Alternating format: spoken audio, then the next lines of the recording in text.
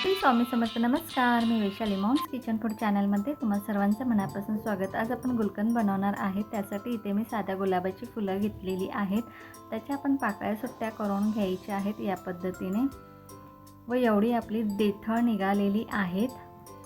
आता आपण या पाकळ्या स्वच्छ पाण्याने 2 वेळा धुवून घ्यायच्या आहेत. एका भांड्यामध्ये आपण पाणी घेतलेलं आहे, त्यामध्ये या पाकळ्या घालून घ्यायच्या आहेत व एकदम हलक्या हाताने आपण धुवून घ्यायच्या आहेत. व तुम्ही जर आपल्या चॅनलवर नवीन असाल तर प्लीज चॅनलला सबस्क्राईब करा, म्हणजे आपल्या नवीन रेसिपीचे नोटिफिकेशन तुम्हाला येतील.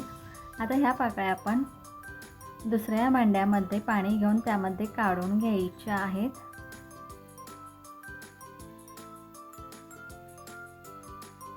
एवढी पाण्यामध्ये घाण निघालेली आहे. आता आपण या पाकळ्या एका चाळणीमध्ये काढून घ्यायच्यात, नितळून घ्यायच्यात. 5 मिनिटं या नितळतच ठेवायच्यात. त्यानंतर आपण या पाकळ्या कॉटनच्या कपड्यावर पसरवून घ्यायच्या आहेत व रूममध्येच फॅनखाली आपण ह्या वाळवून घ्यायच्या आहेत 20 मिनिटं. फक्त त्याचा ओलसरपणा कमी झाला पाहिजे एवढ्याच आपण वाळवून घ्यायच्या आहेत. चांगल्या कॉटनच्या कपड्यावर या पसरवून घ्यायच्या आहेत. हा गुलकंद बनवण्यासाठी आपण कोणताही प्रिझर्वेटिव्ह किंवा कोणताही फूड कलरचा वापर करणार नाही आहे. एकदम नैसर्गिक असा आपण गुलकंद बनवणार आहे. व्यवस्थित पसरवून घ्यायचे आहेत. या गुलकंद बनवायला आपण गॅसचाही वापर करणार नाही आहे. 20 मिनिटानंतर पुन्हा एका प्लेटमध्ये काढून घेतलेल्या आहेत व पाकळ्या चांगल्या कोरड्याही झालेल्या आहेत व पाकळ्यांचं वजन 150 ग्राम आहे. पाकळ्या जेवढ्या वजनाच्या असतील तेवढ्याच वजनाची आपण साखर घ्यायची, म्हणजे 150 ग्राम पाकळ्या आहेत त्या 150 ग्रामच साखर घेतलेली आहे. आता या पाकळ्या आपण थोड्याशा पाकळ्यावर थोडीशी साखर दोन्ही हातामध्ये घेऊन चांगल्या चोळून घ्यायच्यात, क्रश करून घ्यायच्या आहेत या पद्धतीने. याच पद्धतीने आपण थोडे साखर आणि थोडे पाकळ्या घेऊन व्यवस्थित चोळून क्रश करून घ्यायचं आहे व साईडला ठेवायचं आहे.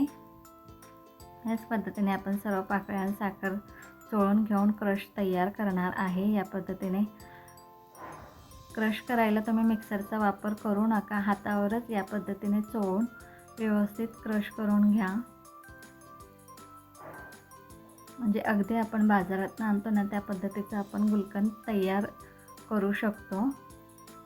व्यवस्थित आता चोळून घेतलेला आहे.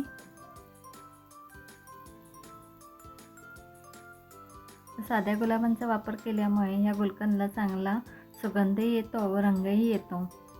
आता आपल्या पाकळ्या व्यवस्थित क्रश झालेल्या आहेत. त्या एका काचेच्या कोरड्या बरणीमध्ये आपण आता भरून घ्यायच्या आहेत. इथे मी स्वच्छ पाण्याने धुतलेली काचेची बरणी सूर्यप्रकाशामध्ये वाळवून कोरडी करून घेतलेली आहे. त्यामध्ये हा क्रश आता गुलकंद भरून घ्यायचा आहे.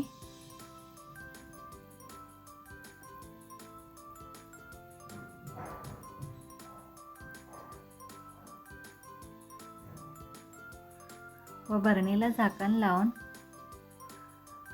3 ते 4 दिवस मी उन्हामध्ये ठेवणार आहे. आमच्या इथे भरपूर प्रमाणात सूर्यप्रकाश येतो म्हणून 4 दिवसात हा गुलकंद तयार होईल. जर तुमच्या इथे कमी प्रमाणात सूर्यप्रकाश येत असेल तर 8 ते 7 दिवसात तुमचा हा गुलकंद तयार होईल.